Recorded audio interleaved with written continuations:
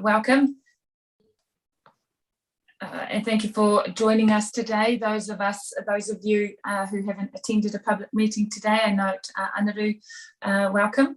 And it's great to have Councillor Patterson with us, a regular attendee to these meetings and very valuable. So thank you for joining us. We will launch straight into our agenda for the day. Actually, all members are present, so there are no apologies and leaves of well, actually no apologies, but I should note that Gavin needs to leave by 1 p.m. Anybody? 1:30. Okay. Thank you. So, and there's quite a bit on today, but I'm sure we will get to the papers. So we'll note Gavin's leave of absence. Jackie, David, Garth, are you all good? You need to leave early for any reason? No, I'm all good. No, in my case, I've got another meeting at 2 o'clock. Okay, at a hard close. Okay, to play. Thanks, David. You have the agenda in front of you.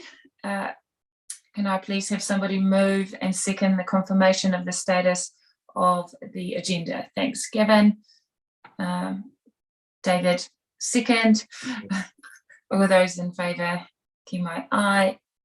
Against, carried. I should note at the outset that Anaru Wilson, the chair of Te Ako South Community Committee, is joining us to make comments when we get to the small water schemes paper at 6.2. And we also have, to support that, Keith's presentation, Hermanus Kruger from Becca. So we will get to that shortly. Disclosures of interest, so that it is attached for your information. Please let Matt know if that information needs to be updated. Otherwise, you know the drill. Disclose any relevant interest in relation to the papers that are before us today. Moving now to the confirmation of the minutes of the 2nd of November on page 10. Are there any corrections, amendments to be made to those minutes? Otherwise, if there are none, can I have somebody move and second that those minutes are true and accurate record of that meeting? Somebody move that way. Thanks, Gavin. Second, David. All those in favour? Aye. Against, carried. Thank you. Moving now to the actions on page 25. I'll just pull that up. There are a number of these that are either deferred to, well, they're not due until the new year, and some of these items are in our board pack. So, Carol, perhaps if we just... Yep, so the risk register item, there's a paper on the infrastructure program that covers that. We've also added that to our contract risk register. The health and safety report, Watercare have included some information on wellbeing indicators in the monthly report, and will continue to do so going forward, building on that. The next one, I'll let Matt talk to that because there's an update on what we had last time to do with the Meri wastewater treatment plant. Yeah, thanks, Carol. So you may recall in the last report we indicated flooding at the Meri plant, and Jackie, I believe, asked the question whether that was actually caused a breach of our consent, and I indicated I believed it did. Now, I apologise, that was incorrect. So the flooding does not cause a breach of our consent. It is a notifiable event, and that is due to the fact that we discharge treated waste outside of the times that we would normally discharge it. But that doesn't, the waste is still treated. It's not in breach of our consent. So apologies for the confusion that may have caused. And in regards to the new plant, it does account for ensuring that we do not discharge waste untreated at any time. And because the plant now has consent to discharge over a greater period of time, we can better manage the pond and the levels that we have available to deal with some of those short, quite large impact rain events that make it difficult when the pond is a bit smaller. But we have the ability to constantly discharge treated waste, which allows us to better manage that impact. Other than that, I think the other question was really around the engagement with mana whenua, and I've provided an update to the council just indicating that we actually had a very positive and good engagement with mana whenua the whole way through this project. It's actually been what I'd consider a success story, and they are very aware of the capabilities of the plant, and we're very excited about the MBR plant being installed on site. Great, thanks, Matt.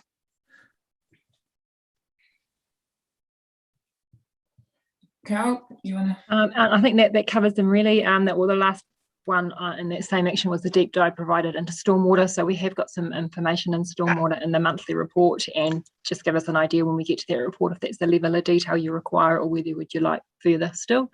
And then the last item, we're coming back in the new year on the Huntly wastewater treatment plant. Great, thanks, Carol. Ruku, David here. I'm going to have to shut my computer down and open it up again. I've got a technology meltdown happening, so I'll come back on as soon as I'm able. Sure, thanks, David.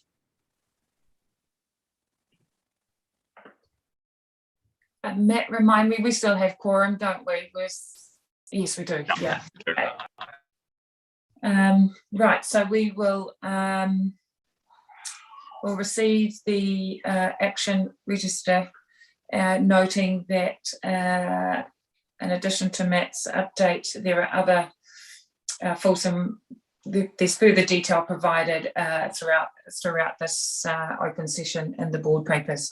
So with that, I'm happy to move the receipt of the action register. Gavin, second. All those in favour, Kimai, aye. Against, carried. Thank you.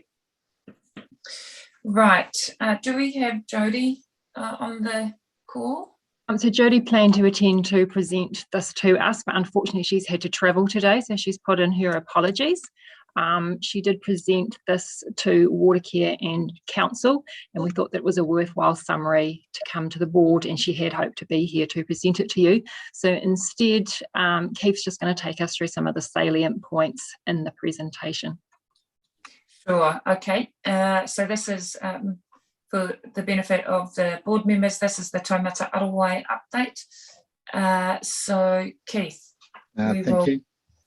Yeah, so Jodie really presented Taumata Arawai to the Waters Group, really as an introduction to Jodie, who's looking after our particular region, and to update us on what was happening in respect to Taumata Arawai now that they are established. I guess the messages that she wanted to give to us is that between now and July 2022, it's business as usual. So we operate under the current standards, the drinking water standards apply, and they are getting ready in terms of the regulator to make change and effect change. One of those is the new drinking water rules, to the duty of care to supply safe drinking water, and they're going to apply to all water supplies from day one. And the key message that Jodie wanted was for drinking water suppliers is that they need to be regulated, and the fact that they're not regulated will not take them out of the requirement to meet the drinking water rules. So kind of an important concept in that space for everybody to understand. Both council, we are a regulated supplier, and then those private schemes which are currently unregulated or need to become regulated. The drinking water standards are going to continue to be enforced until July 2022, and then from that point on will be the drinking water rules, and there'll be new rules in place for different suppliers. So drinking water with roof supply, drinking water for bore, so drinking water for bore, and then drinking water and acceptable solutions for rural agricultural water supplies. So there's new treatment requirements, new minimum treatment requirements, and new minimum O&M requirements for all of those all of those supply lines, and they will require change and investment for those that offer drinking water as a supplier, if it's coming from a roof, or if it's coming from a bore and spring, or if it's coming from an agricultural water source. There's also a new mechanism in terms of working with Te Mara Arawai, and that's a website called Hene Karako, and that's the way that we'll communicate with Te Mara Arawai, and how the drinking water supplies and labs will also provide results in relation to our regulated supply. So we've now joined that, so I've signed the team up to that, and we're now registered on that website. So I guess that's sort of it in, I guess, a quick overview about where they're going for us. What does it mean? We've got to be prepared for new drinking water rules, which will change the drinking water standard. For our small schemes, there will be a requirement in terms of the way that they're managed, both by the way of regulation and by the way of O&M outcomes. And for some of our small suppliers, there'll be an impact on them in terms of their requirements to become regulated, and for them to understand what their requirements are in terms of O&M and reporting. That may mean that if those current unregulated suppliers don't wish to go through this process, it may mean that council may have to end up taking on those suppliers and the risks associated. So we will need to consider that going forward. But that's an unknown quantity right now. So thanks, Keith, for that update. And it may be early in the new year we might arrange to have Jodie come in again. But I think I agree with you, those are the salient points. We effectively have until 1 July next year to get ourselves organised and prepared, as you say. I'll just hand it over to the directors. Are there any questions or comments you want to put to Keith, or for us to note for a later session with Jodie? Jackie. Kia ora, Keith. Thanks for the report. Just a question around the potential implications to the small private schemes and water supplies, and what program we might have to, I guess, do some analysis or understand what the potential implications of the changes are to them, and then also what the implications could be to council if they choose to, I guess, hand over responsibility for those schemes to us. Yeah, I guess the questions, we know what's happening with small schemes, so, and that's in the paper that's happening next, so we'll be able to highlight those.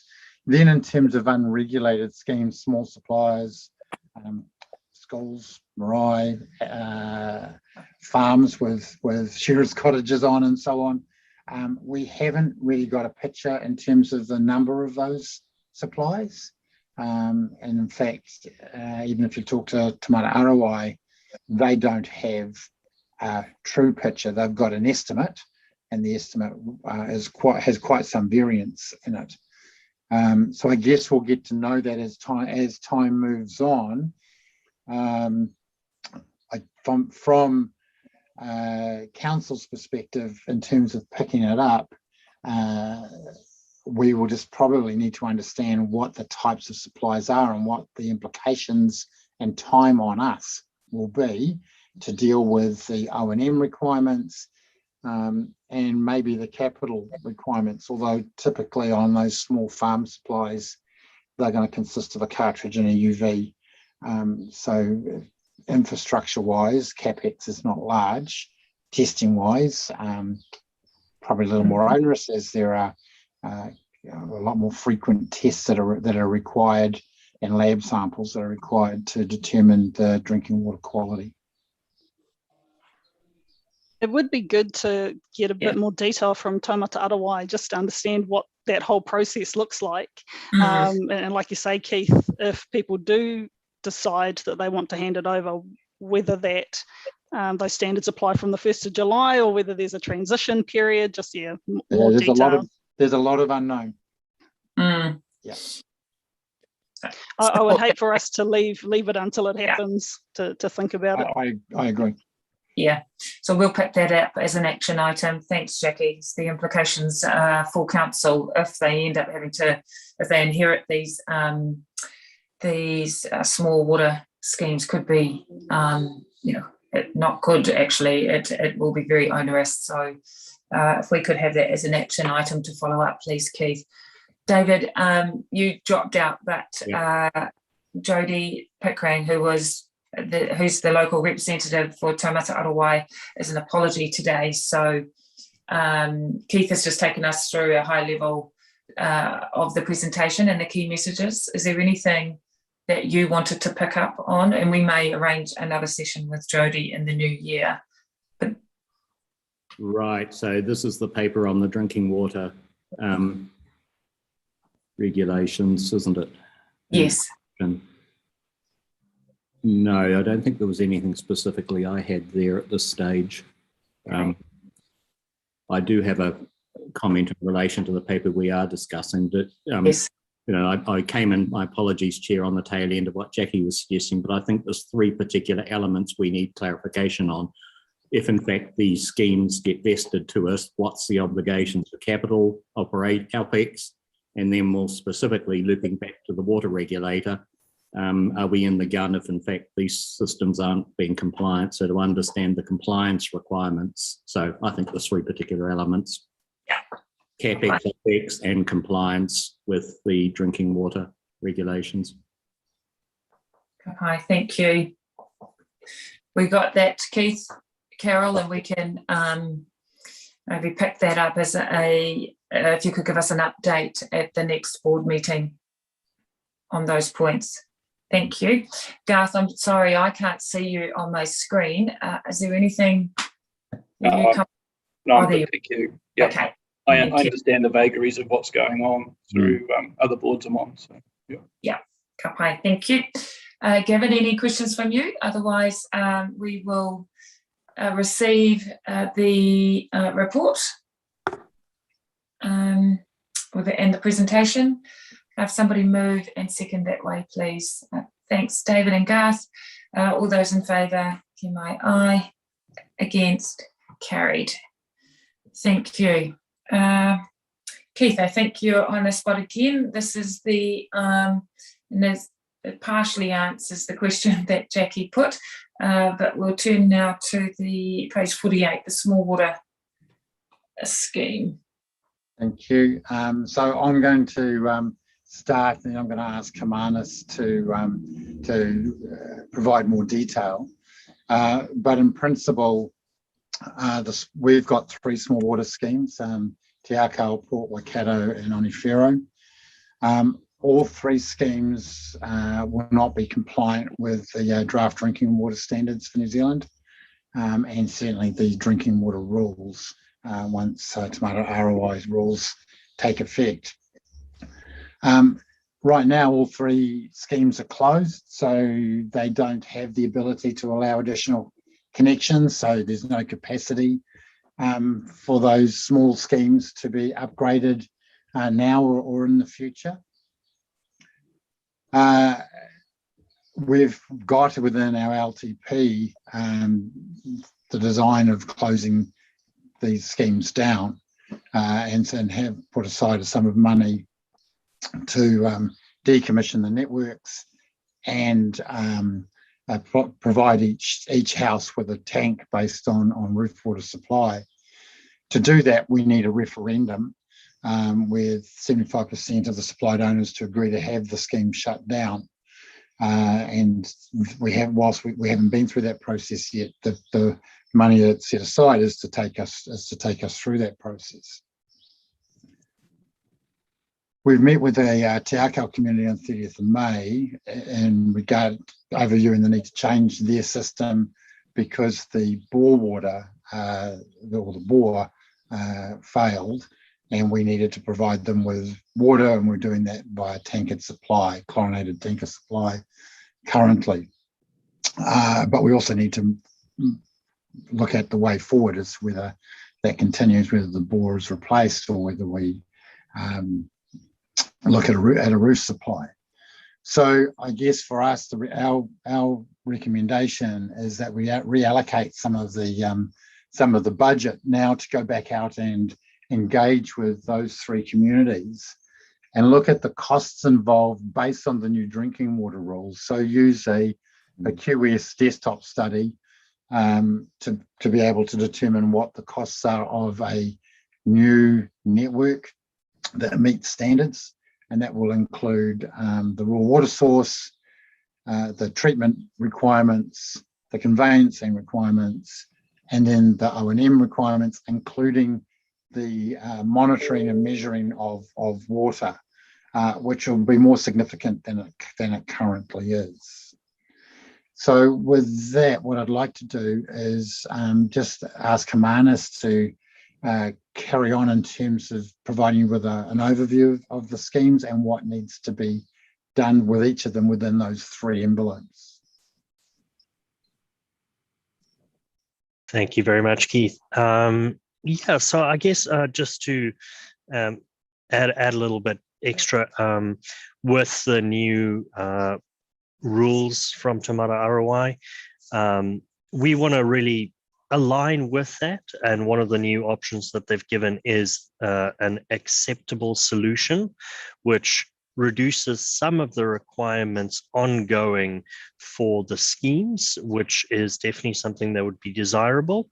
It also is something where noting that any of the schemes that are created in its place could be handed back to council, that it is in the best interest of the communities to really do our due diligence and make sure that we have budgetable amounts for ways to the different options going forward for each scheme before making decisions, so that we can really guarantee that they have the best and most secure water supply. So with all of that in mind, we have looked at the three schemes. We had some indication of the costs required to upgrade them to a previous draft of the water standards, but now that we have the new information from Te Mata Arawai on these acceptable solutions, they would seem to be a much more desirable upgrade option for the schemes. So in terms of the schemes themselves, they are supplying 20, 13, and 26 properties, but some of these properties are noteworthy in that they include a daycare, a campground, and a marae for Port Waikato, for instance. All of these factors make it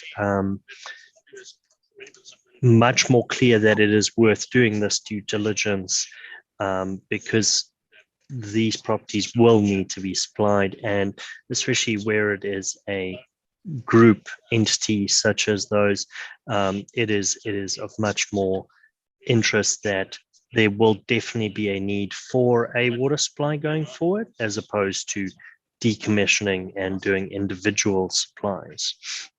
So the schemes, some of them are so one of them, Port Waikato, is a more advanced scheme, which has clarification and chemical dosing and UV already, which is closer to the acceptable standards, but all of them inherently require a large number of changes in order to meet the requirements, especially one of the new things that will need to be investigated in terms of having a good idea of the ongoing costs is the new network monitoring requirements from Taumata ROI. So we have looked at a preliminary study, and they all will at minimum require an upgrade to their monitoring abilities so that we have a security of supply and a immediate knowledge at any point in time through control and through SCADA of the quality of the water that is being supplied. They will also each need to be assessed to determine whether for Port Waikato current UV system is sufficient, but for all of them inherently bringing it up to the required standard. The NPVs from our initial information placed each of those over a, I believe it was a 20-year period or 30-year period at 750,000 in that sort of order going forward, with an ongoing OPEX of around 30,000 a year for each of the schemes. So I can provide more information on each of the schemes, but I thought at this point it is noting that we recommend that we have more budgetable costs so that the decision making is much more well informed. I will leave it there, and if you'd like more clarification, I'm happy to do so in the questions. Thank you. Thanks, Hermanus. Just before we get into some of the detail and the recommendation in particular, Anaru, are you still on this call? This is probably given you are the chair of the Te Aroha South Community Committee, and you've also done a bit of work in this space. Did you want to make any comment? Yes, Yeah. please. Okay. Am I able to briefly share screen? Anaru, we don't really have a lot. I know you've Okay. done some work.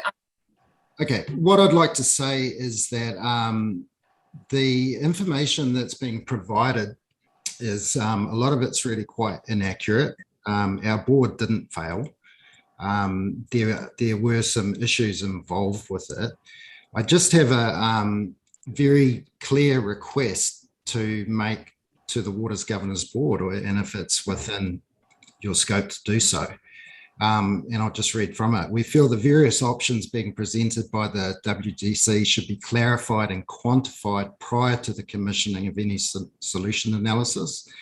Any solution design is reliant on the accuracy and impartiality of the information and data provided to the analysts.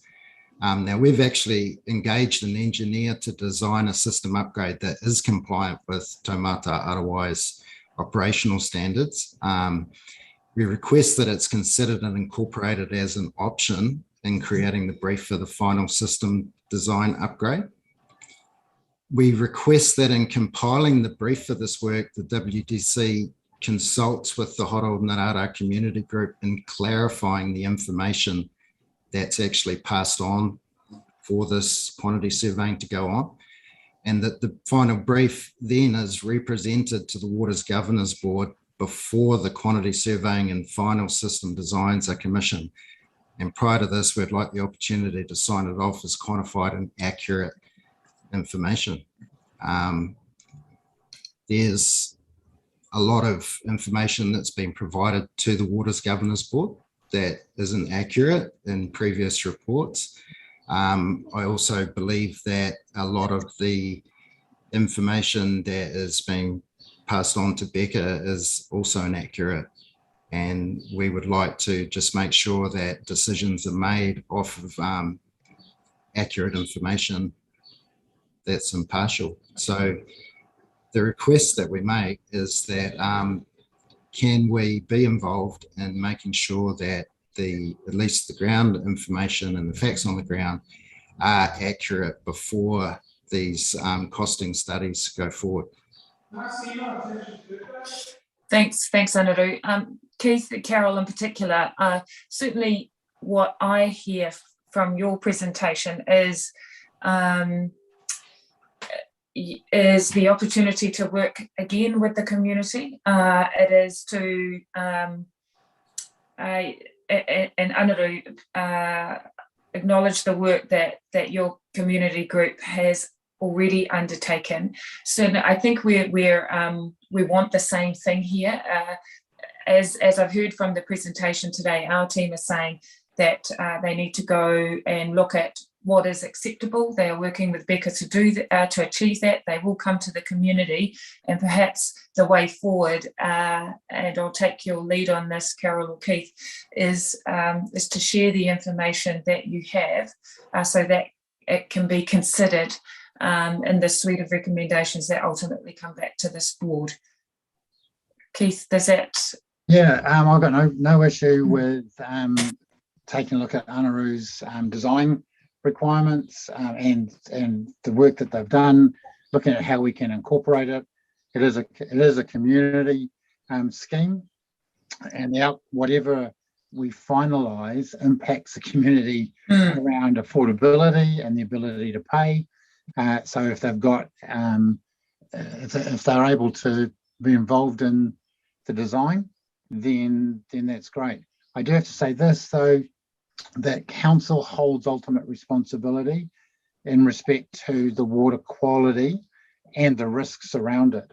So whilst we acknowledge that the community will want to be active and have a voice here, at points along the line, there may be technical reasons why we can't consider everything, because it's about risk and the risk that the council takes on. But happy to have the community engaged with us and to take us along the journey to get to an outcome that's acceptable for all of us. Thanks, Keith. Can I just check in with the directors? You're comfortable with that approach? Yeah. Yeah, very comfortable. It'd just be good to, in order to keep it transparent, for us to see how the conversations are going between council and the community. So, again, just so that we've got visibility of that, I think would be nice. A good thing to do. So, other than that, very comfortable. The only thing I just wanted to ask was, from a carbon zero sustainability perspective, we're not seriously considering tankering water as a long-term solution, are we? So as an option analysis, it's there because that's what we're currently doing, but it's just to be weighed up against all the other options. It's probably you're right. It's probably not the most sustainable utilisation of delivering water to a township. Okay, I'd probably, from my own personal perspective, I'd probably oppose that if you thought that was a 20-year solution.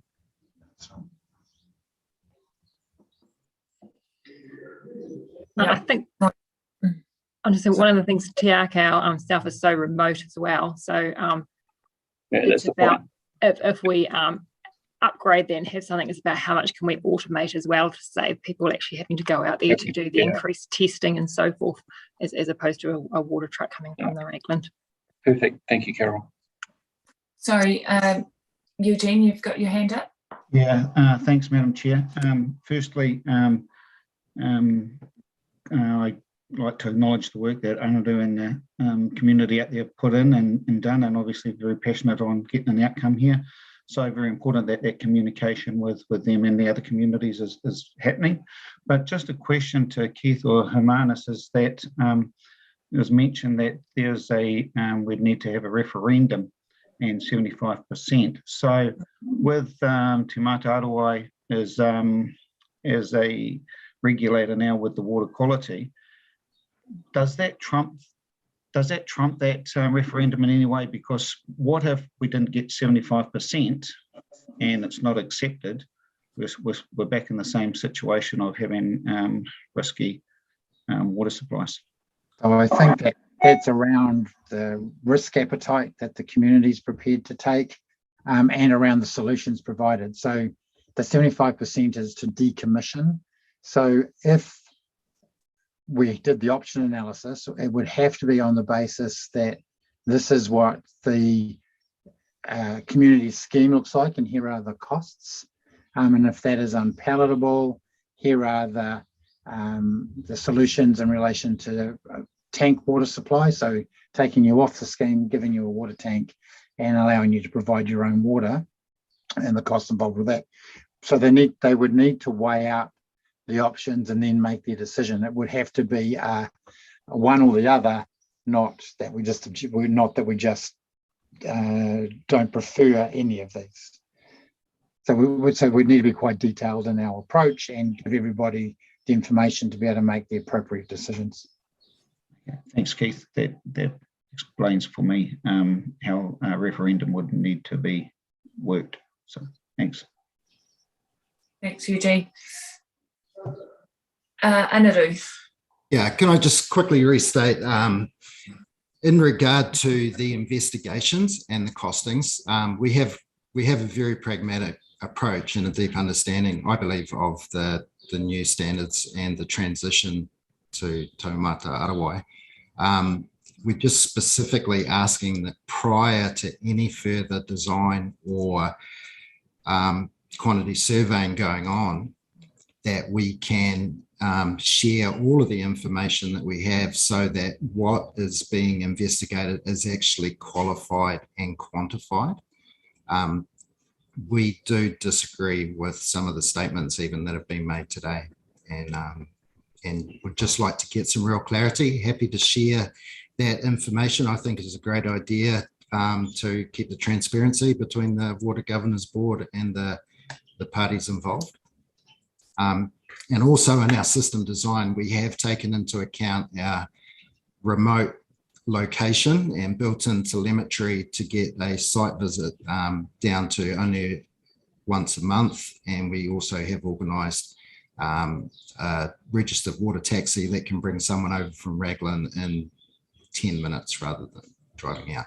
But really just requesting that our information can be taken on hand at this stage of the project rather than looking at prescribed solutions further down the track.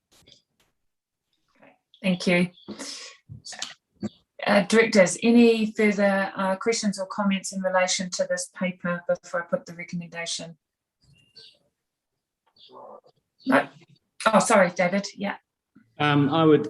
I'm happy to support the recommendation, but I would like to add an additional clause that officers be required to consult the community prior to the engagement of any quantity surveyors, so that they have availability of all information to inform the quantity, the work and costing of the various options. Hi, thank you. Okay, so if I just, Matt, if you help me out. So we've got the recommendations there. I can't see my page number, 49, and we would add to David's point to resolve that the council officers be required to consult with the community groups prior to, is it engaging? Well, prior to undertaking the quantity surveying and costing work, and if I can, I'd add to it and keep the community involved all the way through this process. Okay. So officers to be required to consult with the community groups prior to undertaking quantity surveying and costing work, and sorry, what's that final point? This is around the transparency. And continue to consult with the community during the evaluation of options. Right. And continue to consult with the community on the evaluation of options. And are we able to add and report back to the Waters Governors Board prior to the next step taking place? That would be required in any case, Anaru. Okay, we've just had difficulty with the continuing to consult aspect hasn't really been happening. So we just want to have some kind of oversight over that, please. Yeah, so that I'm confident that that now is captured in the new resolution or the updated resolution, and council officers are aware that in terms of the options, that it does need to come back to this board before to determine. So we would need to get confidence at that point, and you've heard the discussion amongst the directors on community engagement and so on. So yeah, I'm comfortable that the updated resolution should cover off your concerns. So, and we should also no, that's fine. So directors, we're going to add to the recommendation the recommended resolution that's there on page 49 as outlined by David. Any opposition to that? No. Okay, so I'll put the resolution. Move David. Second Garth. All those in favour? Pima, aye. Aye. Against? Carried. Thank you, and thanks, Anaru, for your presence today and for your comments. Thank you. Thank you very much for the opportunity. Ka pai. Awesome. Right. I think we're now on to you, Matt, to the Three Waters Governance Report. Page 59. Hello, everyone. Thank you, Chair. So obviously, as please taking the report as read, but highlighting some of the key activities in October. Unfortunately, the cutover for this report with the November reporting was too close to include it in the actual report, but I can give some updates in regards to November as well. So just a key point there with the Meri Wastewater Treatment Plant and the continuing commissioning of that plant. So that's going exceptionally well with a clear expectation that we will be applying to the Water Governance Board, to the Waikato Regional Council this month for the abatement notice to be lifted with the completion of sampling of the performance of the new plant. So that's a great success. All performance measures were achieved in October. They were also, I can confirm, achieved in November as well. So that's also very positive. And I know we've already mentioned the meeting with Taumata ROI and Jody Pickering, and that was a very positive meeting to begin the relationship with them around how we'll be working together. In regards to wellness, we were holding some, again, the crossover, we're holding workshops with staff in October and November around support during COVID and making sure we're having wellness sessions to understand how staff are coping and giving them mechanisms to manage some of the impacts of COVID and some of the isolation aspects and working alone aspects that have come out of that.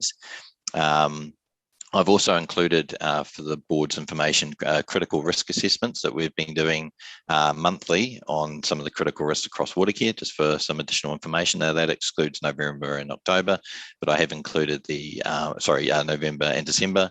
I have included the October report for your information if you'd like to read that. And just an update on another abatement notice, which is the Canberra Road Stormwater event that we have, and the abatement notice there. So we have received confirmation of acceptance of the option that we put forward for the Water Waikato Regional Council, and we're now moving to the construction to address that. So we're expecting to have that abatement notice lifted within the next quarter, based on the completion of that construction. Actually, sorry, that will be out to the end of the financial year, so July. We've also detailed ongoing works that we're doing in support with Stantec around service levels, mapping of stormwater systems, and design guidelines that we're undertaking at the moment, just to improve the overall understanding of stormwater across the region and working across other entities like roading, etc., just to ensure that there's a single view on how stormwater operates and how we all work together. So beyond that, obviously taking the report as read, and if you have any questions. Thanks, Matt. questions from directors? Sorry, just from Garth. Just check, just so we're all going into the Christmas break coming up, and I know that water is like electricity; it's a 7-day-a-week, 24/7 type gig. But majority of staff will be off for a period of time and then come back to work. Have you considered doing a safety startup in the first sort of couple of days return to work? Generally, we have the toolbox sessions, which are associated to coming back to work and getting everyone back. I'll have to talk to the team specifically about whether they have a safety startup planned, but it's a good idea. Happy to take that away. Highest risk time is when we first come back from holidays. Many of us know, just getting that awareness, front of mind again. Absolutely. Just a thought. No, I think it's a good one. Absolutely. Thank you. Matt, how are the unmandated vaccinations tracking? Have we? Yeah, no, happy to give an update on that. So the mandate was in force as of the 1st of December, and we've been working with individuals who had concerns about that. Obviously, not going into levels of detail there, but across the organisation at the moment, I believe it's about 1.7% of staff yet to provide that information, and we're working with them around that, around how to do that. And overall, I think we're trying to find ways forward for individuals that are struggling with the mandate, and there's a range of reasons why I believe they are struggling with that. But I actually think the 1.7% was probably less than we thought we would have, which is in one sense positive. But it's also working with those individuals to see if we can find a way forward. So, sorry, Matt, just if you're working with well network staff, they won't come on site unless you guys can prove you're double backed. In fact, everybody has the COVID passport tester. So if we're a key utility service, you're kind of compromised a little bit potentially. And we've sent that out to everybody. You're aware, right? So sorry, Garth, in what regard? Everybody in well networks is double backed. You can't work here unless you are. Yes. When working in, with front-faced staff, will require your staff to prove they're double backed before we will go onto site. So I appreciate that, and happy to continue that discussion. I haven't received the communication, but happy to follow up on that. So that's what I'm just really checking that if you had received it, but there is I need to keep my staff safe. Yeah. So we have a number of staff that are single vaxxed at the moment, and that was the requirement by the 1st of December, and they are required to be double vaxxed by the 14th of January. So that is in place. So there are no staff member on sites without that at the moment. But double vaxxed is that next level, which will be by the 14th of January. Okay, and that's cool. I just can I get you just to perhaps touch base with my ops manager just to kind of work out how that, how we might accommodate each other, I guess. Absolutely, yes. Well, you should have received notification from us as well, so I'll check with them that they have received it. Essentially conveying the same message that nobody who's not double vaxxed can attend a water care site. We're two key utility groups. That's all. I just want to make sure we're happy together. That's all. Absolutely. So we haven't enacted everybody is double backed. It works it well. Oh, great, wonderful. Gavin, your hand's up. Yeah, thanks. Okay, so mine's a similar question, Matt. Just in terms of, so you've given us the picture, I think, around water care. I guess my comment is specifically around water care Waikato, as to whether the picture is any different, with the people that are predominantly the ones that we would engage with. So at the moment, without going into detail of individuals, obviously, as you can imagine, I'm just trying to confirm. I believe currently we have approximately 5% of a staff of 40. I have to work that out in my head a little bit more. It might be lower, in fact, that we're just working still with. So any individuals who currently aren't double vaxxed are not working in the office or will be engaging with anyone at this stage until we come to a resolution on that. So that's the confirmation I can give of that. And any other staff that will be coming on site will be confirmed as to having their first vaccination, or obviously by the 14th of January, but double vaccinations. And we've received the communication from Carol in regards to council officers, and again provided a similar communication around water care officers. Thank you. David. Thanks, Chair. This may be the appropriate time to raise, but I think we received notice of Raglan Wastewater Treatment Plant formal warning. Perhaps just an update on this, please. There is an update in the document just confirming how we're progressing. So I'd probably need to get the team in to give a more detailed update, but we're still exploring the land discharge options for Raglan, and that's currently underway. And as you're all aware, there's been a number of challenges around those options that we're continuing to explore. At this stage, we're now reviewing a separate section of land. I'll just confirm if that's, I believe that's actually in the operations monthly report. I could pull up some detail, but happy to come back to you with a more detailed response, David, on how the Raglan plant work is progressing. Yeah. But at this stage, as I said, that really the primary challenge is the land discharge and what we do with it, but the community engagement is continuing very positively, and we're really looking to bring that to the point of being able to lodge a consent as soon as possible, which I believe will be in next year. Right, now happy for that outer cycle, just to join the dots between the formal warning and the options, at least to get a sense of wherever we land, we will therefore comply with the formal warning. Oh, absolutely. Yeah, absolutely. Thanks, Chair. Thanks, Garth. So do you perceive any additional risk over the summer period at Raglan?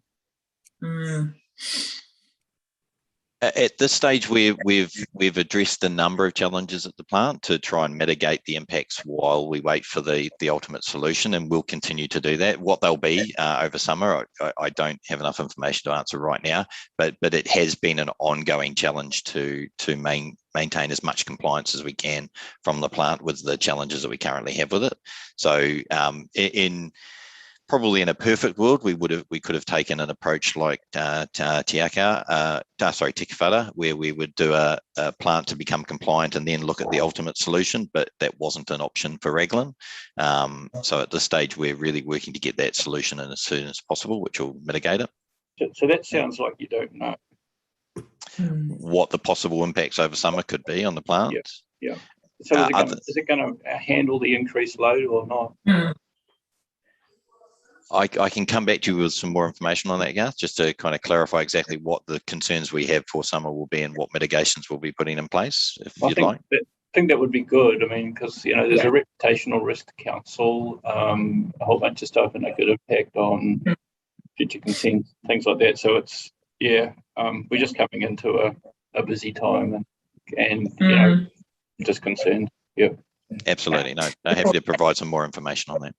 Thank you. That'd be good, and happy to receive that out of cycle through it, following this meeting. That would be really helpful. So do expect the influx of visitors to probably be more than what they've taken in the past. So understanding that a picture will be really important. Sorry, Jackie, you've had your hand up. Yeah, it's just a follow-on from David's question around the formal warning and what progress, if any, has been made on the interim solution that had been proposed earlier to address the total suspended solids breaches. I apologise, Jackie, I'll have to come back to you with an answer on that, on the interim solution. I don't have an answer for you for that one at the moment. I'll confirm with the production team what those actions were and the outcomes of them to see how we've mitigated it.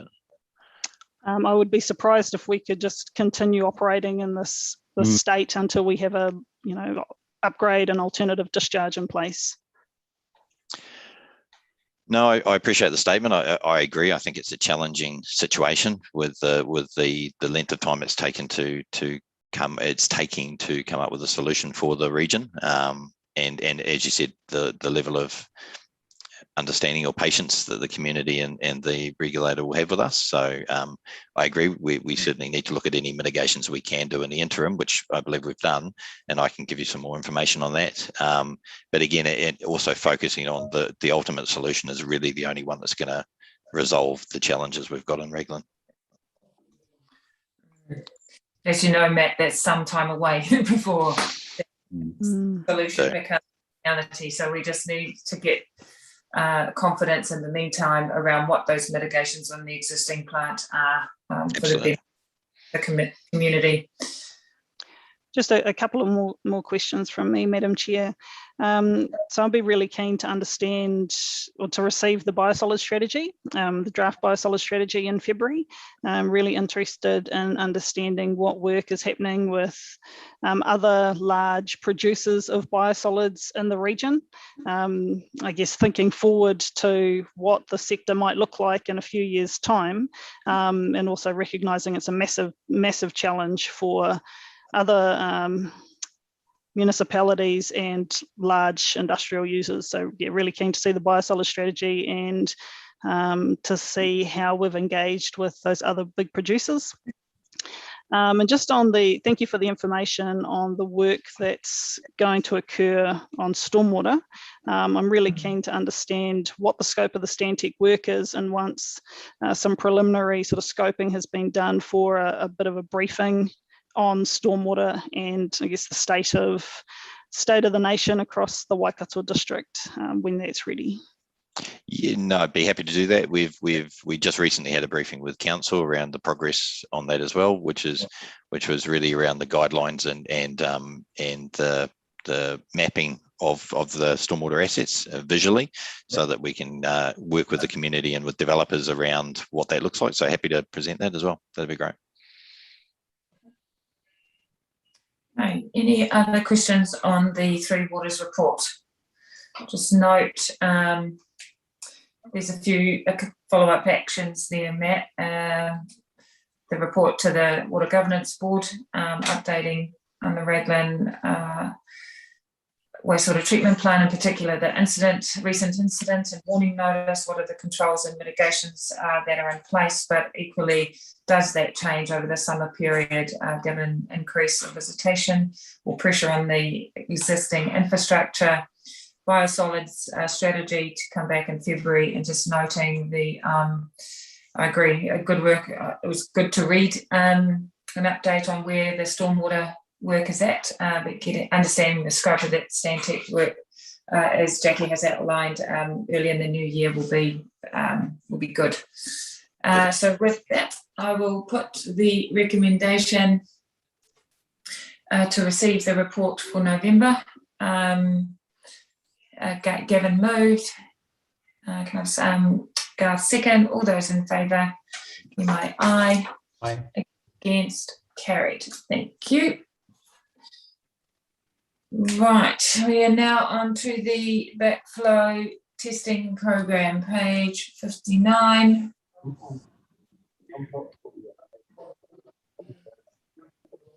Oh, sorry, Carol, is it? Yep, I can talk to that. Yeah. Good to go. Yeah. We have around about 17,000 water meters, and about 4,000 of those have testable backflow prevention devices on them. Historically, council has tested around 10% per year, and when that contract went across to Watercare have continued to test around 10%, and that's what we have budgeted for in our long-term plan. We established last year that that is not acceptable, and we should be testing 100% of those. And when we put the long-term plan together at that point, we had quantified exactly what was required, but we did put in a new fee into the fees and charges in anticipation of increasing the work in the space and having a funding solution for it. Now that we have investigated it a bit more and got greater understanding of it, we're no longer recommending that it is a fee. Having the backflow device actually protects the network for everybody that's on the network, not just those who have the device. So what we've done in the report is really just outlined 3 different suggested funding options on the basis that the Waters Governance Board will approve the increase from 10% to 100% testing, which we would commence ASAP in this financial year. The current financial year we could fund from a previous year's operating surplus, but it's going forward that we're looking for funding for that. We have also, since we put the paper together, completed and Zanav, who's on the call, our council waters engineer, has been working closely with Watercare to have an internal policy on this and code of practice, which we've got fully drafted now. And yeah, just seeking advice on your approval on, one, increasing it to 100%, and two, how we fund that.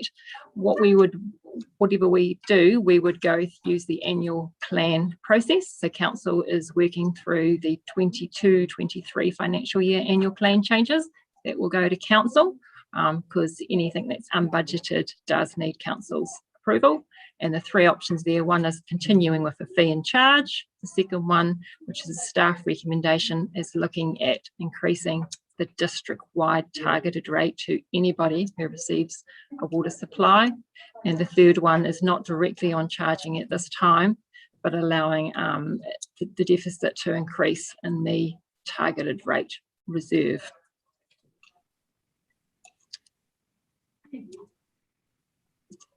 So that was really the brief summary. Thanks, Carol. Garth. I just wanted to check that you could physically do the work. I mean, how are you going to do this much testing over the year? So we may not get to the 100% in the current financial year, in this last 6 months, but certainly from thereafter, and looking at it. So, I mean, if there's 4,000 sites you need to do, yes, right, and there's basically 250 days in a year, you know, you're talking a phenomenal number of tests. How long does it take to do a check, for example? I can speak to that if you'd like. Yeah. Okay. So at the moment, Garth, we have a single individual that's doing the current testing, and you're quite right, that's not scalable to do what needs to be done. Each individual test is slightly different depending on the quality and the condition of the backflow device, and ultimately whether the backflow device can be cleaned and can operate again, or whether it actually ultimately needs to be replaced.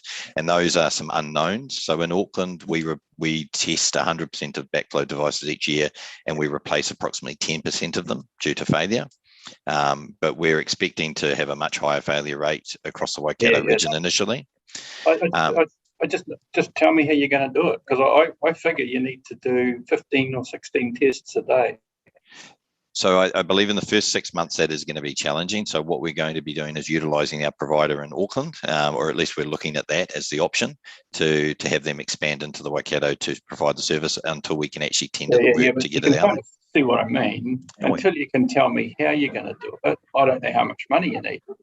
Because I mean, you're putting 20 people on the ground and utes driving around the district. I mean, what are you doing? I mean, how did you work out $75 a test? So the $75 a test is actually the rate that's currently charged by the council. It's not the cost. So what we need to do is, as I've said, engage with our current provider to identify how many they can do in the next 6 months. So we don't have that answer yet. No, so then you don't know how much money you need. Yeah. I think in the paper, the supporting paper from Watercare, I've done some numbers in there and had a look at it with the approximate cost to come up with. They're talking about even at $75 a test, right? At 4,100, that's $300,000 plus $200,000 to perhaps fix some stuff. But I still don't know how you're going to do it. But then look at the quantity of work for the money that you've got available. I just don't see the math behind the budget requested. It doesn't compute for me. There's too much work. So that current maths has been based on a 20%. So it's been done based on the charging that we're receiving in Auckland at the moment, and it's been based on a 20% replacement rate. But there are a number of variables. You're absolutely right that we don't yet know, including the scale of economies of actually getting somebody in to do the full works. But physically, you've got to agree, right? There's too many per day to do 100% testing. Well, the number is approximately, it's only slightly less than what we actually have in Auckland, and we do test them annually in Auckland. So I think over the next 6 months, you're 100% correct. It'd be unlikely we can test all 100 or all 4,000 in the next 6 months. In fact, I agree with you. I don't think even the next 12, not even the next 12 months, I don't think, unless you've got a small army or you've got a greater workforce. I don't know. To me, I can't make the math work in terms of how you get people to all these sites, do the test for the amount of money that you've asked for. It seems either you're not going to do anything like 100% or you're going to cost a lot more money. That's kind of where I got to when I looked at the numbers, guys. Sorry, and I'm happy to be completely wrong, but that's just kind of how it looked. No, I appreciate that, and happy to come back to you with some more detailed information. Currently, I believe we're budgeting about 36,000 to do the 10%. Yeah, that makes sense. Yeah, I can get the 30K at $75 to do 10%. Yeah, that's cool. The $75, if we could just put that to the side, because that's not the cost of it. That is what we would propose to put the fee to charge the customer. And you'll know over the 3 years, it's not just inflation, it steps up. It was introducing it at a lower cost to start with, was our initial thinking when we added that to the fees and charges. So what is the cost? Kevin.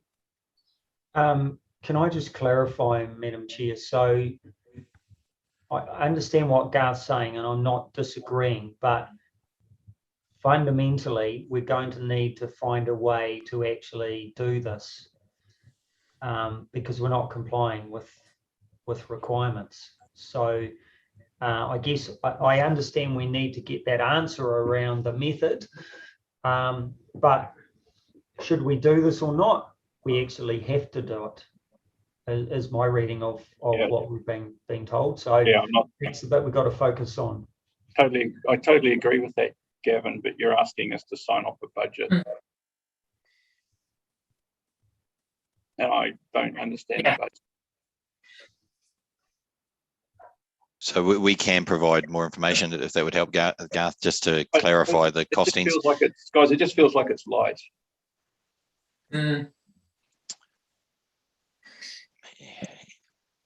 I'm happy to come back to you with more information just to clarify the costs we have in Auckland and how they would match up. And you are right, we still have to go through that tendering process for a contractor to do the work, and the expectation that it will be more competitive than the 36,000 to do 10%, with the expectation of around 300,000 to do them all.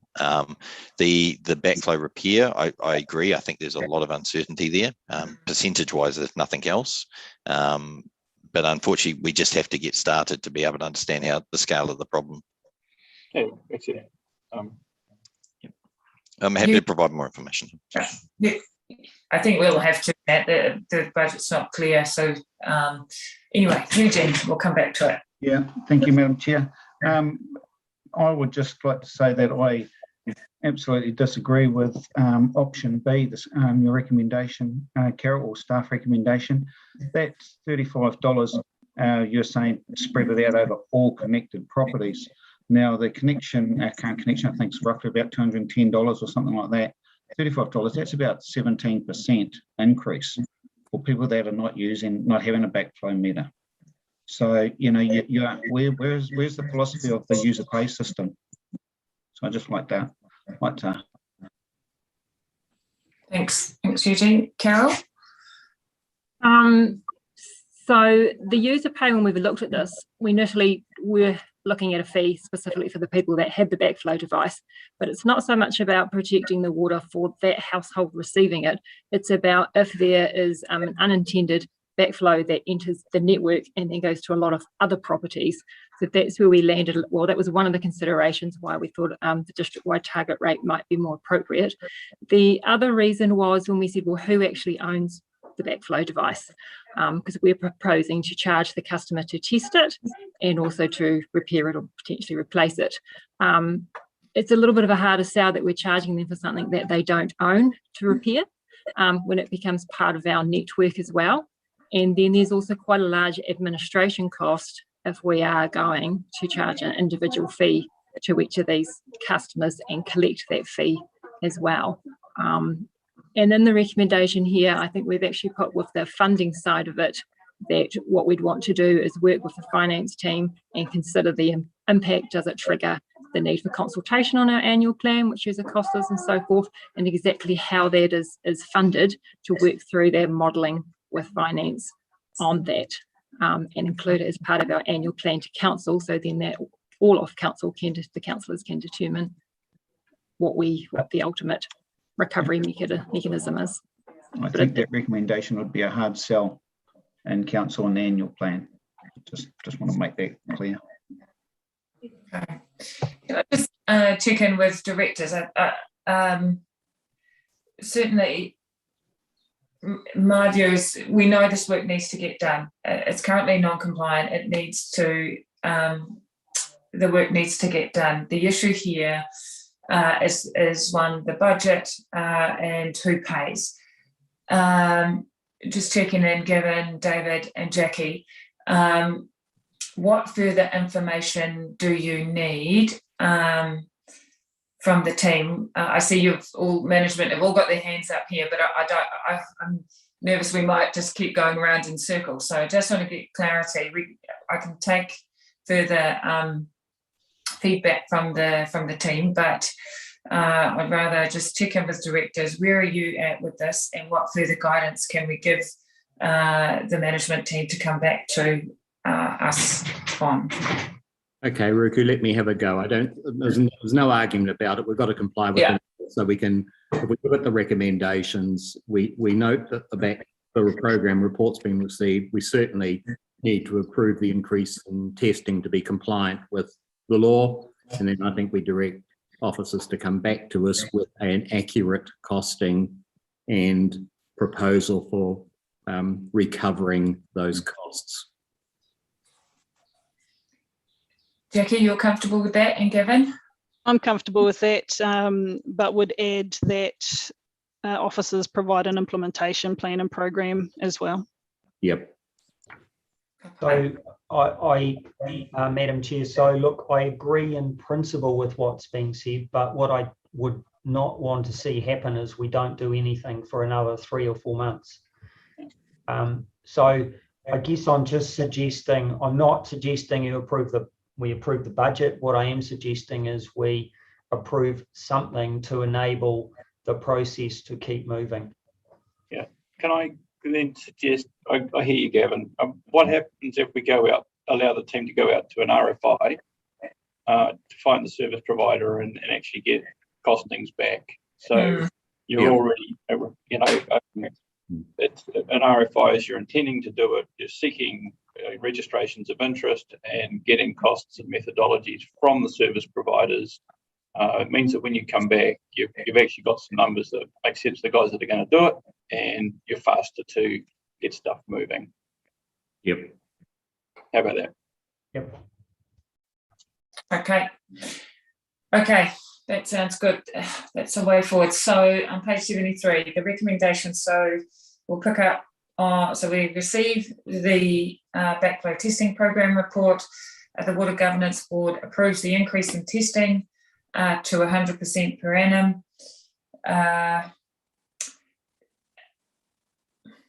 Are we approving? I'm just trying to capture Garth's point, noting.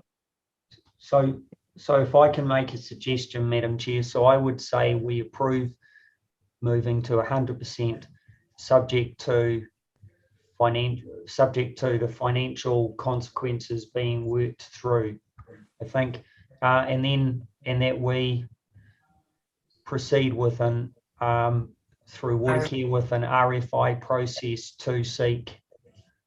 Does this work, Matt? I'm just checking with you. Undertake an RFI process to determine, to provide more certainty around the costs. Yeah, absolutely. No, happy to progress the process to confirm the costs across multiple providers and confirm what's an appropriate costing, and come back to the board with that as soon as possible. Okay. And just to pick up on Jackie's point, in action is when you come back to the board is to outline the implementation plan. Absolutely. Okay. Yep. Right. Good discussion. So with the you're clear, Matt, on that resolution. You've got those changes. Yep. Okay. So directors, can have somebody move and second Thanks, Garth. David, all those in favour? Aye. Aye. Against? Carried. Thank you. Right, moving on to the Pokeno Tuakau Wastewater Network upgrade. So that is that's a presentation by Keith, and I understand supported by Mark and Alison. Supported by Richard. Okay. Yeah. Okay. Right. Okay, Sorry so about that. that's all right. I will take it as the report's being read. This report is really to indicate to the board that we've got a network or a series of network upgrades. One of the significant ones being the wastewater network between Pokeno and Tuakau. The area is facing significant growth based on residential development and industry demand. And industry demand is also from existing industry. So the two wet industries that we have, Shelley and Sinlay, as well as others looking to base themselves within the Waikato district. The cost estimates that we now have against the budget within the LTP, those cost estimates are now exceeding our budget. So I guess the purpose of this report is to discuss with the board and seek their direction in terms of how we should go about undertaking the work that best supports the district's growth. And what I'd like to do is just ask Richard to talk through the upgrades as proposed and the costs associated with each of those upgrades, and giving the board an understanding about where we were and where we are now as far as those costs are concerned. Thanks, Keith. We've got a staged upgrades to, I mean, we maintain a model of our flows from the population growth plus the wet industry growth there. Wet industry growth is notoriously hard because they make commercial decisions from time to time, and they don't always go through with what they're saying. Our current system from Pokeno through to Tuakau and onto the water care owned treatment plant at Pukekohe, we have a capacity at Pokeno of about 90 litres a second and an existing capacity to pass forward at Tuakau of about 100 litres a second. Over time, this will grow to 230, 250 based on the population estimates and based on the differing each year, the dairy companies signal to us what sort of flows they're going to generate. Currently, we've got a bit of slack in the system, but Sinlay have recently indicated they want more. It's all very well for us to have this. We've still got to talk to Watercare about their treatment plant capacity when these applications are made. The staged approach was initially building on that system. We've got an upgrade of the Tuakau interceptor pump station, which would increase it from about 100 litres a second to 160, 170 litres a second. And then the real key one is the gravity sewer, which runs through the Whangarata area, which not only services the Pokeno growth, it also services the Whangarata Business Park, which is adjacent to it. That is where the significant rising cross. And then later on, we've got some further upgrades to increase the rising main from Pokeno to the gravity sewer at Whangarata, and then a new upgraded pump station at Pokeno is the main pump station now. The business case we've put up looks at the costs for Tuakau interceptor pump station, and those costs have gone up from what we put into the LTP, which was based on a GHD report. In hindsight, we should have done a bit more concept design. That has gone up from an anticipated 400,000 to 8 million. And then the Whangarata gravity sewer has gone up from in the LTP from 7 to 21. So that's the problem we're faced with. The Whangarata Business Park one is a key thing because we can't service that area, and it's all going to start coming on stream without that gravity sewer. So, yep, that's the situation. Is it anything else you want, Keith? No, I think other than understanding mitigations, so within the pricing, is there anything that we can continue on with that gets us strategically moving forward? Yeah, and Pete's on the sideline too, Peter Crabb, who's been more involved in the design of this. But we do feel that we do need to do the Whangarata Business Park one. We probably can, to some extent, tweak the Tuakau Interceptor pump station with the VSDs there a little bit more and get a bit more out of it. And then that, depending on what the dairy companies do, that buys us a certain amount of time. You know, mitigations, probably we can do a downsized little upgrade at Tuakau Interceptor and try and get a bit out of it. What we'd like to do is still do the business, the gravity sewer, though, that we do feel that we do need approval to go ahead with that.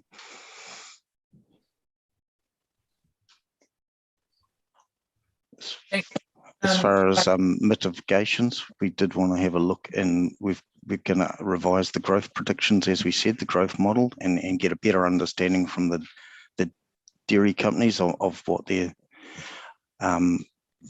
we can review the servicing strategies, but we've got very, very limited opportunity to do that without building our own treatment plant.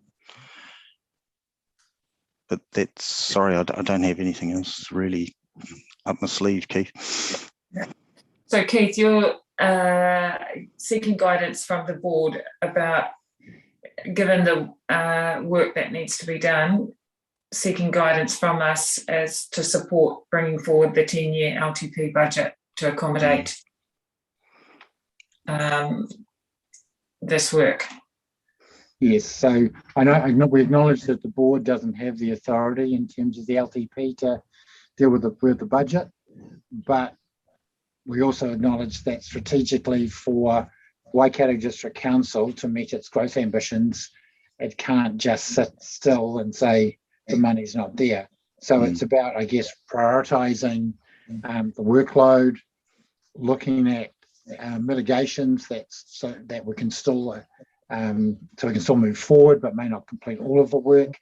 But it does allow us to then get to at least the next stage, the next LTP, where we can write in the appropriate work packages to continue on with this work stream. Open it up for discussion from directors.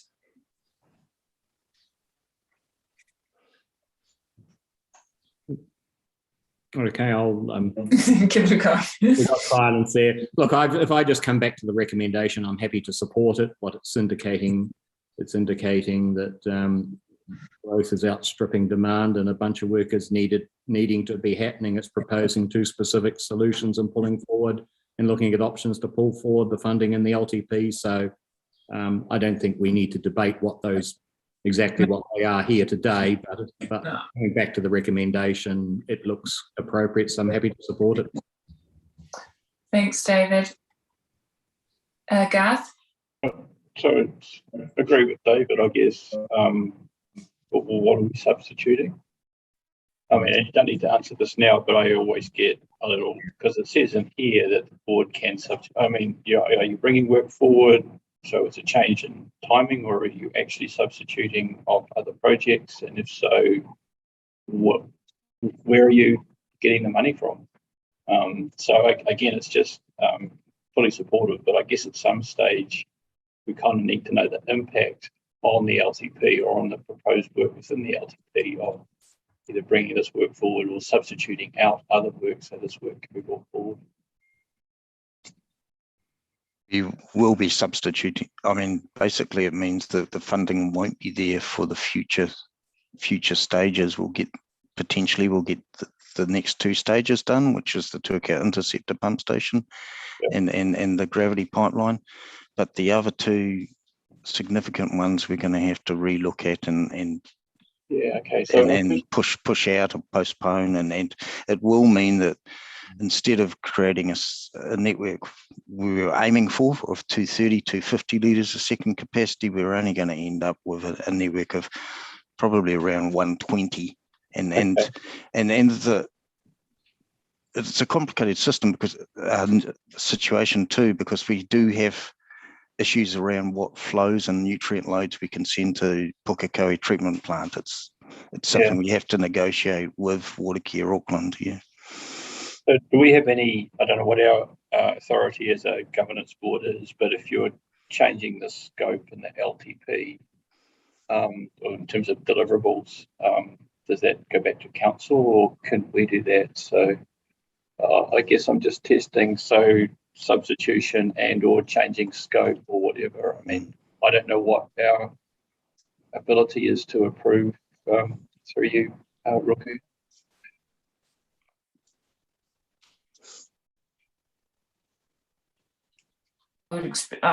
Gavin, can you answer that? Can I perhaps defer to Carol to answer that, or Alison, one of them? Do we have? Yes, sorry, I was just trying to unmute. Yes, so the Waters Governance Board can approve things that are within the LTP, because Council's already approved that, and within each financial year and what it was set out for. If we are going to bring costs forward or substitute, changing the scope, then the Waters Governance Board can recommend to Council, and Council would need to approve. Okay, cool. So happy. So then we're happy to recommend to Council this change. Is that fair? Yeah. Okay. I think I just didn't quite understand how it worked. That was all. Thank you. Gavin and then Jackie. Can I, divert, because I think Alison might be going to tackle this issue. Well, let's hope so then. Sorry, through you, Madam Chair. The additional costs of the 37 million that is not budgeted in the LTP, if you find substitution projects, great. If not, we will breach our debt cap by 2027-28 as a council, which means we won't actually have any borrowing capacity at all. We're right at the limit of what we can borrow in that year. So it is something that the council will need to get their head around, and you will need to look at, well, how might we facilitate that? Thanks, Alison. So, Madam Chair, I do actually have a question. Just in terms of what's being proposed here, are we, in terms of investing in the Tuakau interceptor pump station upgrade, the new Whangarata rail to Bollard low gravity sewer, are we reliant on there being additional capacity at Pukekohe to invest in those projects? Or do we have to invest in them anyway?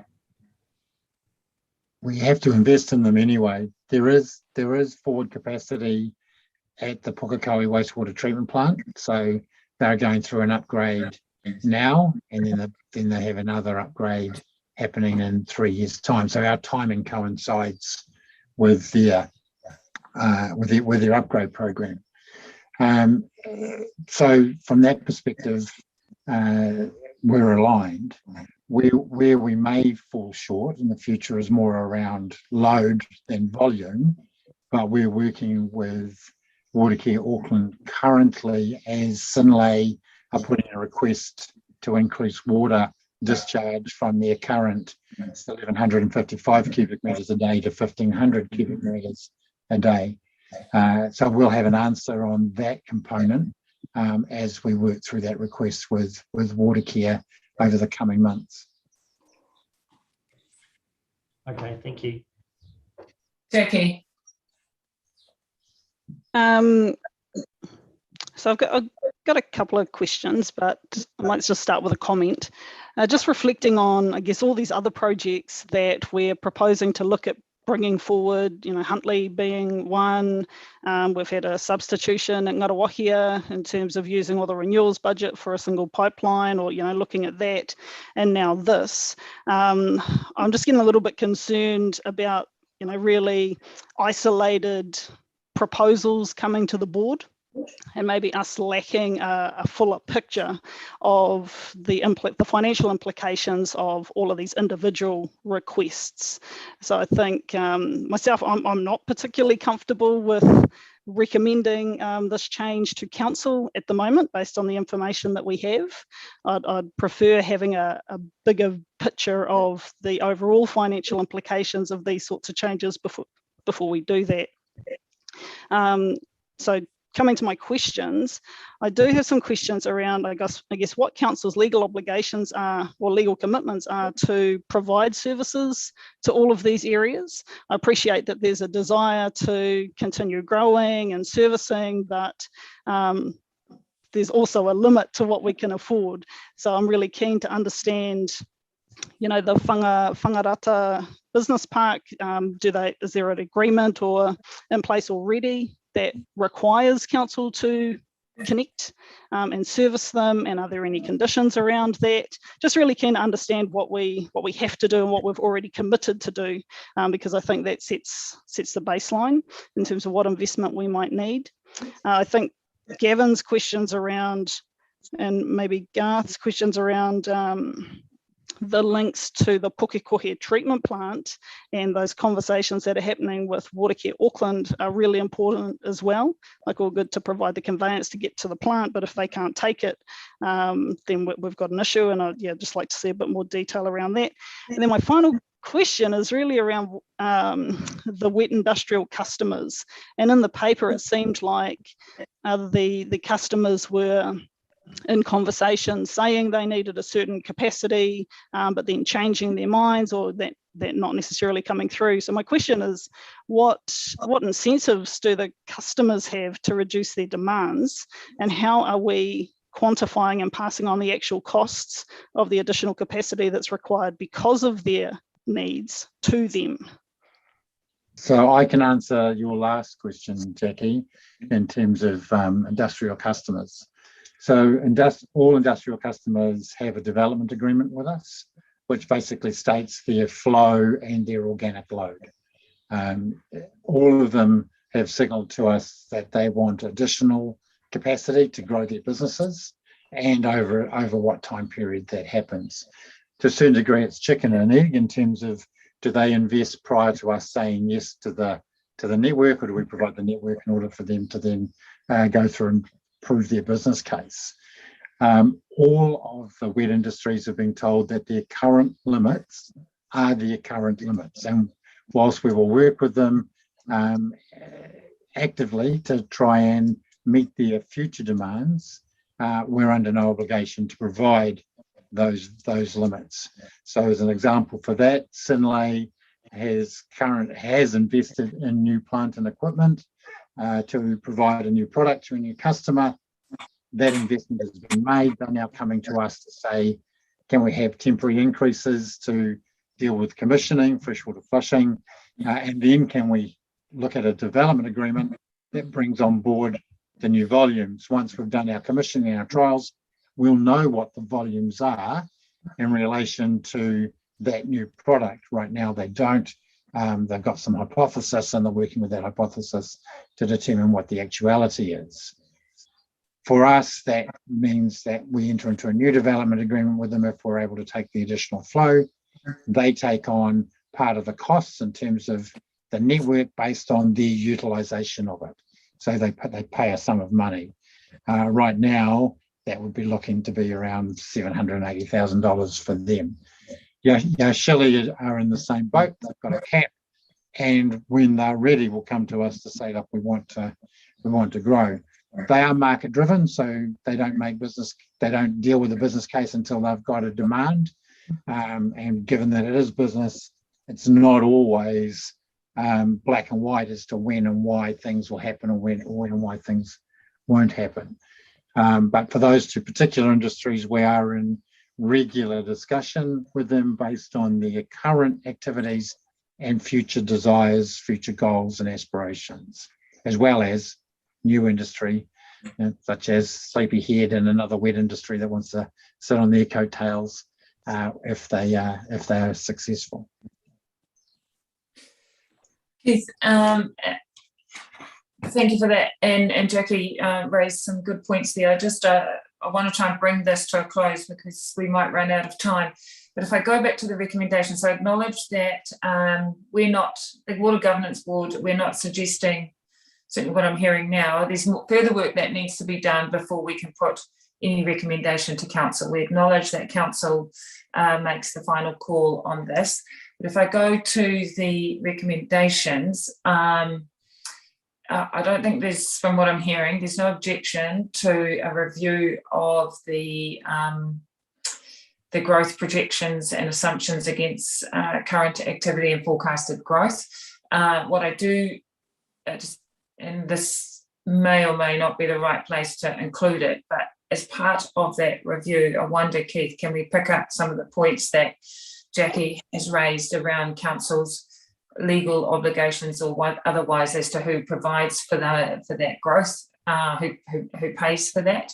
So we can consider that at when the paper comes back. The other recommendation there around sharing that growth forecast with Watercare, I don't think there's any opposition to that. And then clearly there's a bit more work that needs to be done around the funding envelope. And again, I think there are some points that have been raised by directors today, Keith, that and Carol, that should be considered further.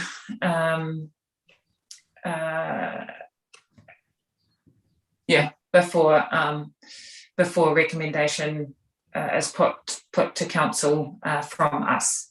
So Madam Chair, can I make a suggestion on that last recommendation? Mm-hmm. If it were to say, and further that staff report to the Waters Governance Board around options to accommodate funding of 35.2, etc., would that address the concern? So what it's saying is staff go away, do some more work, come back to the board when you have more clarity around how we might do that. It still wouldn't be the board's decision, it would still be council's decision, but at least it would mean it would give staff a steer around what the board wants. I think that would work, and I do think it needs to include some of that analysis that Jackie's referring to around the customer who pays. So I think that can also be weaved into the options for our consideration as well. I wonder if I can add, Madam Chair, if as part of the analysis, maybe it's just an action rather than part of the resolution, if the team can consider the broader financial implications of the different projects that are being considered for bringing forward, and I guess potential cost increases as well, rather than just separately. Yeah, I think that's important for council. Yeah. Sorry, just to Garth here, just to be clear though, there is a paper in the next section which does cover a fair wedge of that. Yes. So, you're doubling up a little bit. So if you go back and have a look at in the excluded period, there's an infrastructure delivery discussion paper. Yeah, there are some that are up in the air though, Garth. So the Rahui Pōkeka one and the replaceable use of all the renewals budget. There's something else. Yeah, there's a couple of things. So that's why we need to understand the substitution, but how the money's laid out and where it's going, there's quite a good summary. So all I don't want to do is double up. Give it work that they don't need to do. I mean, I just, I thought, and also in there, is clearly, there's $30-odd million sitting there for this Pōkeno Tuakau type solution. So we just need to understand just any impact, I think, because the projects are all listed. and budgeted. And there's a summary conversation, which goes through the kind of a project overview and plant upgrade program. So I just got to consider that as well. That's what I'm saying. Yeah. So Keith, does that is this helpful for you? Yeah, look, I've got some clarity, and I'm able to then work with Watercare and team to bring the matter to a head early New Year, so we can come back to you with a strategy in terms of being able to deliver these projects. Yeah, I think also what you're hearing is there is support in principle. It's just if you're wanting, if we're going to make a recommendation to council, we just need to have some comfort around the points that are being raised. And to Garth's point, not asking you to go and you've done a lot of the work already. It's just giving it back to us in a comprehensive way that helps us to kind of join all the dots. Yeah, I'm hoping to work with the PECs, and the PECs area will also give meaning to this, which we can then take forward for New Year. Okay, no, thank you. Hi, Ricky. For the first two sections of the recommendation, what specific changes do we want to make? Actually, nothing. Forget what I said. Okay. Yeah, because I think we can pick it up in the minute. I'm confident Keith will go there. It was more the third resolution. I think we changed. Well, what were your words given? I was doing the last one. Yeah. So and further that staff be asked to report back to the board options to accommodate funding for options. Yeah. Okay. Right. So, Keith, you've got some clarity. There's a bit of work to do, but we will put this on our agenda for our next meeting so that it can get in the council process. Can I have directors comfortable? Yes. Okay. You happy to move, David? Yep. Okay. Gavin, second. All those in favour? Aye. Aye. Against? Carried. Thank you. Right. We're now at the end of the of our public meeting. We will now move into the public excluded session with representatives from Watercare. Can I have somebody move that way? Gavin, I'll second that. Can't remember if that's what I'm supposed to do. So we